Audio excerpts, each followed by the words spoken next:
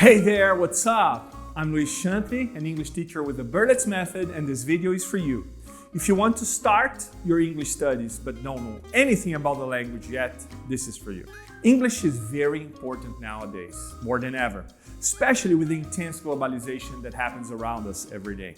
And that is why learning the language is a big advantage, not only for the job market, but for the everyday life in general. In this video, we're going to give you an English lesson so you can already understand the basics you need before you actually start your studies. Let's do it!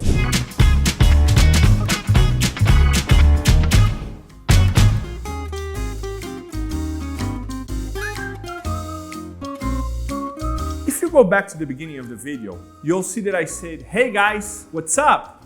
which is an informal greeting. I greeted you just like any conversation needs to start, with a greeting. In Portuguese, we have several ways of doing this. Olá, oi, e aí? And in English, it's no different. The most famous one and widely known is hello, which can be used both in normal everyday situations and in formal settings. There's also hi, which can be used whether you're asking for information on the street or meeting a friend. After saying hi, it's very common to ask how the person is, right? In English, we can do this in different ways. For example, hello, how are you? It's the universal greeting. You can use it with anyone and they'll understand.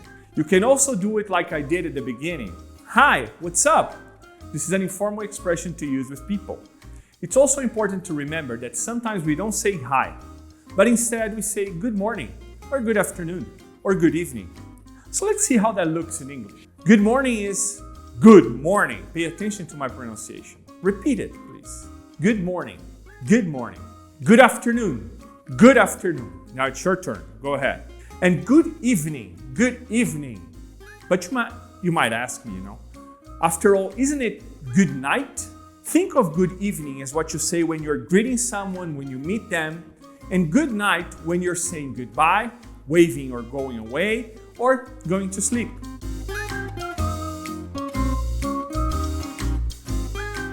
Now, let's talk about the alphabet. This is a starting point for learning any language in the world. I'll say the entire alphabet and you'll pay close attention to the pronunciation I'll give you for each letter, okay? Try repeating after me. So let's start. A, H, J, K, K. Again. A, H, J, K. Different, right? Next one. B, C, D, E, G, P, T, V. Let's do it again. B, C, D, E, G, T, V. Good job, guys. Another one now. F, L, M, N, S, X, Z. Again. F, L, M, N, S, X, Z. Doing well, guys, doing well. I, Y. I, Y. O. Open your mouth. O. Now, Q. U, W. Q, U, W. And last one, R. Guys, try practicing, rehearsing, or listening to these letters and follow them by sound. If you memorize the sound of the letters, you'll remember what the letters sound like. So this was quite different, right? So the secret here is for you to practice each letter many times so you can understand how the pronunciation of the letter is and you won't forget it anymore.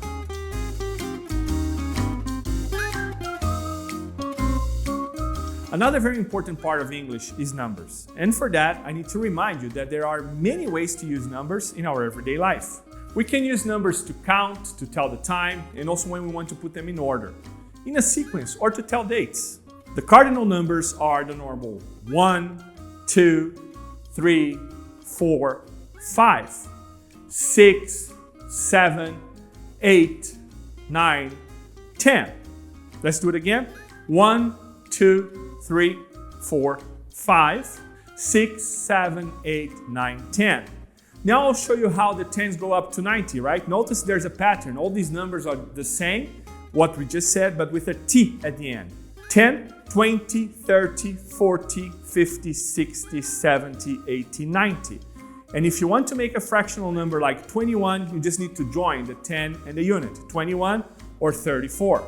I'll take this opportunity to show you the ordinal numbers as well. You know, when we're watching a race and we say, I think the person will come in first place or second place or third place. Notice that we don't say the person will come in one place, but in first place. First place is the order, first, second, third, and so on. Let's see how these numbers look in English or sound. First, second, third, fourth, fifth, sixth, seventh, eighth, ninth, 10th. Or when telling the date, May 3rd, 2024, for example. If you found it complicated, go over it a few more times and practice pronunciation with me, okay?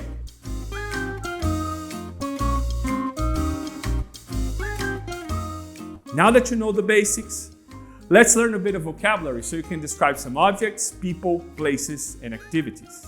Let's think about our house. Let's see some objects that are common to find in houses, for example. Tables, chairs, the fridge, the stove, the couch, the rug, bed, pillow, shower, mirror. Wow, lots of vocabulary, right? Let's learn the name of the places where these objects are, right? A table, the chair, the fridge, and the stove are in the kitchen. The couch and rug are in the living room with the TV. The bed and pillow are in the bedroom where you sleep. And the shower and mirror are in your bathroom. And about the people who live in this house, how do the words for family members look like in English? Let's see. Mother, she's my mother. Father, he's my father. This is my sister. This is my brother. He's my cousin. She's my aunt. He's my uncle. Hey, this is grandma. That's grandpa. And you're the son or daughter if you're a son or a daughter. Now let's look at some daily activities that happen in the house. We cook on a stove in the kitchen. When we sit at the table for dinner or lunch, we eat and we also drink. When we lie on the bed, we sleep. When we go to the bathroom to wash up after a long day, we take a shower. We brush our teeth.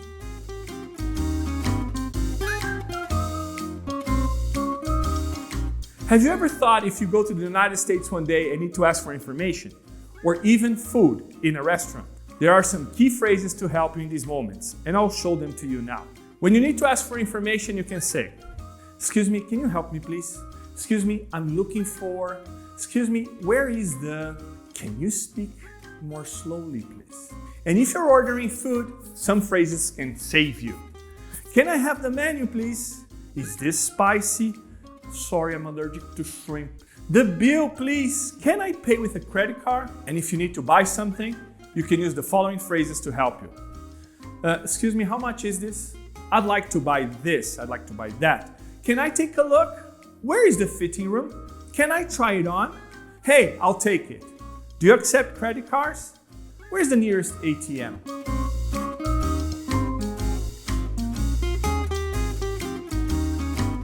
I also want to take this opportunity to tell you a little bit about the basic grammar you need to know right now. These are some of the pronouns in English. I, you, he, she, it, we, and they. Let's look at the simple sentence. These are some of the pronouns in English.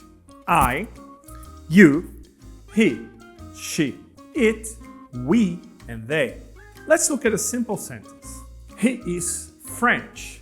That is an affirmative sentence. If we want to change it to negative, in English it's simple. He is not Italian. He is not Italian. I want to make that an interrogative sentence now. For example, simple way. Is he Brazilian?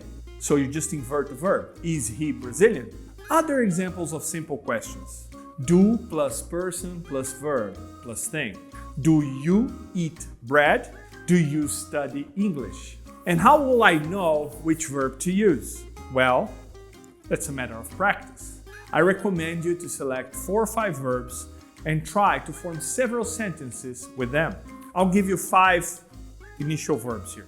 To eat, to drink, to study, to play, to walk. But how do I answer these questions? Well, it's simple. You'll answer affirmatively or negatively. Let's see the question. Do you drink coffee? Do you drink beer? I can answer yes I do, or no, I don't. A tip, notice that don't is a contraction of the words do from the question and not, which means not. So do not or don't. You just have to keep practicing. Ask a question and try to answer affirmatively and negatively to see if it works. Once you practice, put it here in the comments, the question you asked while practicing, to see if others practice with you in our comments.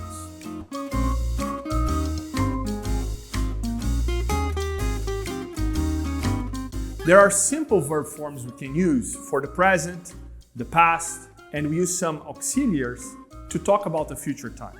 The present simple form refers to everything that is true or a routine in the present. For example, I study English, or I like to eat bread in the morning. In the case of the past, it's a bit different. The situations already happened some time ago and they are finished. For example, I studied for my English test yesterday. Notice that I mentioned yesterday indicating it's not now, but in the past, and that activity is over. Also notice that the verb study now has an IED in the end of the word, because that's an indication that we're talking about something that happened in the past. Study becomes studied. Don't worry about it now. You'll figure it out over time. And we can't forget about the future. Things that are yet to happen. For example, today I study English at Berlitz. I will study English next week. Another nice tip, in the present when we talk about he or she, we change the form of the verb. For example, I study on Mondays and Wednesdays. But John, he studies on Tuesdays. He doesn't study on Mondays and Wednesdays. And Jessica, does she study during the week? So in the present, I study, I don't drink coffee. He studies, he doesn't like milk. Do you live in São Paulo? Does she speak French? And in the past, I studied English last semester. She studied poetry in college. I didn't go to the movies last weekend. She didn't pass the test last week. Did you send the email yesterday? Did she finish the report? Also, one way to talk about the future is using will. I will travel next weekend. She won't go to the party. He is sick. Will we see each other next month? He is always sick. Well, everyone, with this comprehensive class, you are now prepared to begin your English studies with no fear. Remember that everyone starts somewhere, including myself. So there's no need to be too hard on yourself in the beginning. The stronger your English foundations are, the better you'll be able to progress. And don't forget to subscribe to our channel so the content like this becomes part of your daily routine, ensuring continuous practice, getting in contact with the language, memorizing new language. So I'll see you next time. See ya.